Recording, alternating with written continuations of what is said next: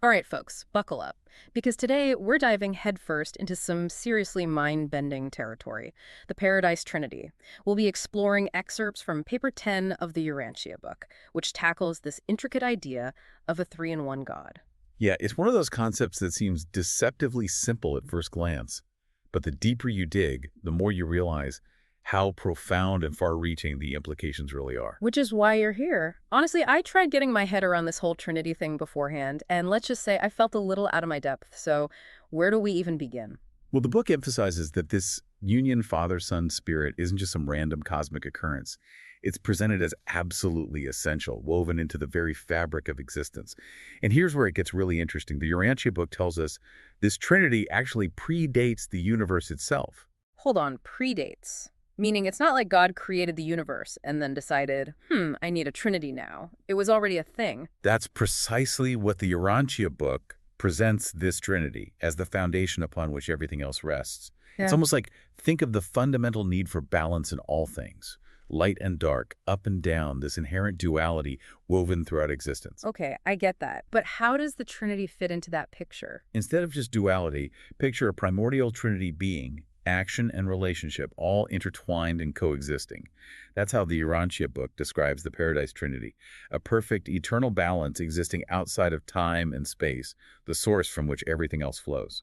So Father, Son, and Spirit, this Trinity represents the ultimate interconnectedness. It's kind of mind-boggling.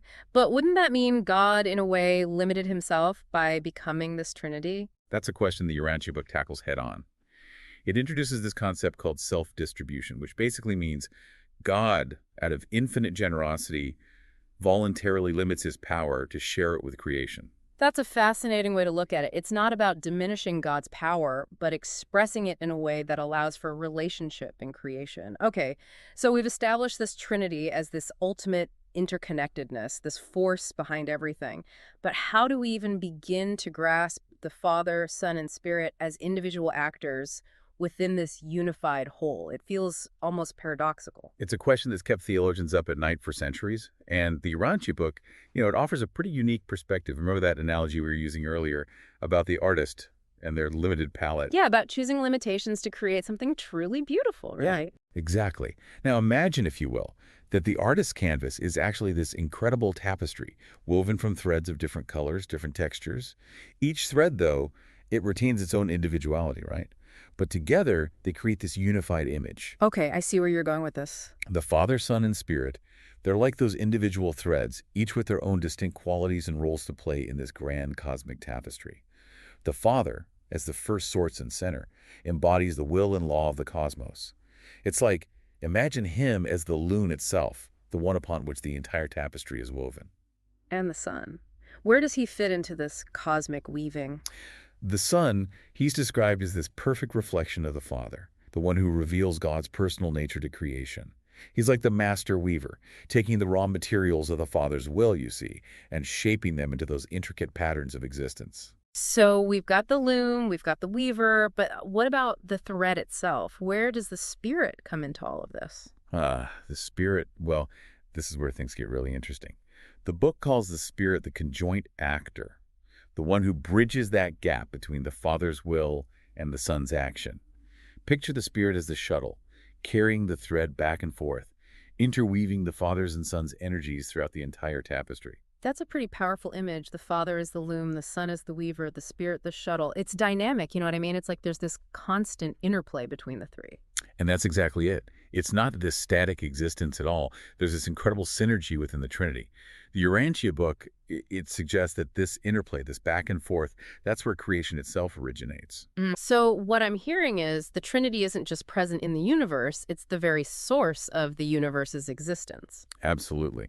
And just like a tapestry wouldn't exist without the loom, the weaver, or the shuttle, so too the universe as we know it, it's a direct result of that Trinity's unified action.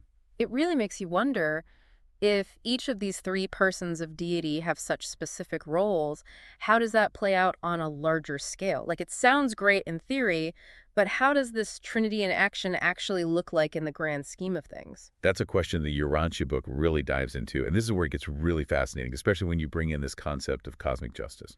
Cosmic justice. Okay, now we're getting to the heavy stuff. Is this where things get kind of karmic? Like, are we talking about the weighing of souls and all that? Well, the Urantia book definitely delves into the idea of cosmic consequences for our actions.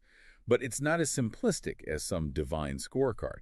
Don't forget, we're talking about the Trinity here, this perfect balance of Father, Son, and Spirit.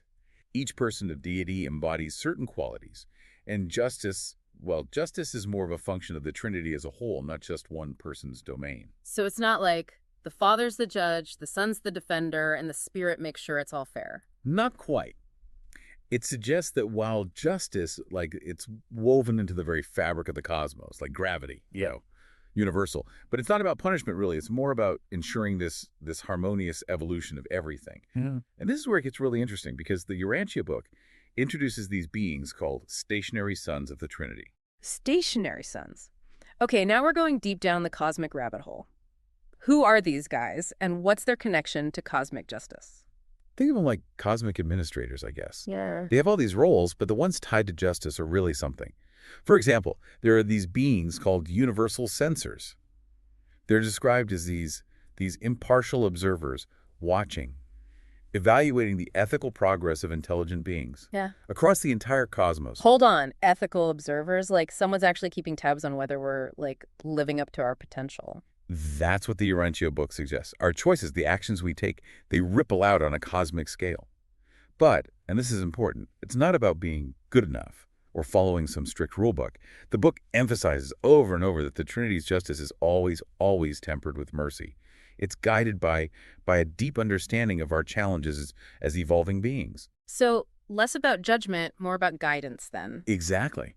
Remember, the Trinity's ultimate goal is the harmonious development of the entire cosmos. And yeah, that includes us. It's about helping us learn, grow, even maybe especially from our mistakes, And this whole idea of growth, of evolution towards something greater, that ties into another fascinating concept from the Urantia book, the Supreme Being. Wait, a supreme being? But I thought the Trinity was the ultimate power in the universe. It is.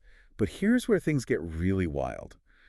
The Supreme Being, it isn't separate from the Trinity. It's described as this evolving expression of the Trinity, a focal point for its creative energy, but within the finite universe. So, like, the Trinity is the infinite source, and the Supreme Being is how that infinite power is focused, expressed within the limits of time and space. You got it. And get this. According to the Urantia book, the Supreme Being, still evolving, still growing right along with everything else. It's like the universe itself is on this incredible journey, this striving toward greater harmony, greater and greater completion, and all of it guided by the Trinity's love, its wisdom. Even with all this talk about cosmic justice, supreme beings, this idea that the universe is still evolving, becoming something more, it's kind of hopeful in a way, isn't it? It really makes you think. Challenges us to look beyond our limited understanding of time and space the way we usually see things. No kidding. It makes you realize that even if we don't always understand the why behind everything, there's this bigger picture, something we're all a part of, something amazing. And that's it, isn't it? Maybe that's the most important thing we can take away from the Urantia book and its exploration of the Paradise Trinity. We aren't just isolated beings on this little rock, We are deeply, intricately connected to something so much greater than ourselves, so much more mysterious, so much more wondrous than we can even begin to imagine. And on that note, I think we'll leave our listeners with that thought. Keep exploring these ideas, folks. Keep asking those tough questions. And most importantly, keep diving deep.